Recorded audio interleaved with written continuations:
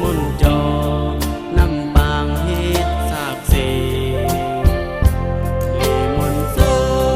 เป็นทุกเมืองไต้ปอดกลางอำไลเมื่อถึงยานหึงนอนฝันหันอำไลเมื่อถึงยานหึงนอนฝันหันมาหอมยืนก็ฮ้อนที่มือห่ม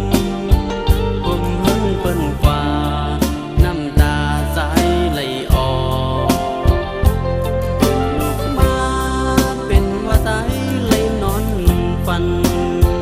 ห้องความเสย้อนฝากถึงคุณเฮงในเกน้ำปาง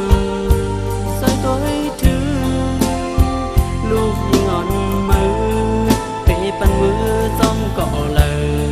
เธอลุ่มลาไว้ปันหวาน1 ปีเจ็บออกมาสู่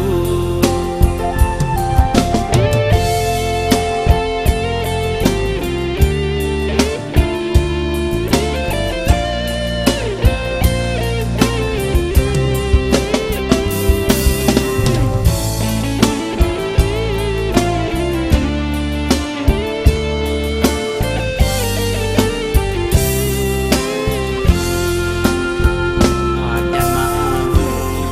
สื่อถึงวินคุณเฮงอาจจะมาสื่อถึงวินคุณเฮงที่ผมป้าก็ฮ้อนมือพ้องนั้น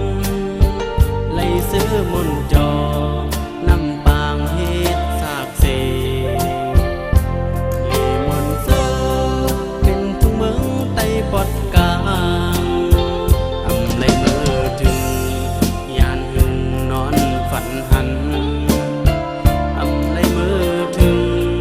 ยานหึงนอนฝันหันมาหอ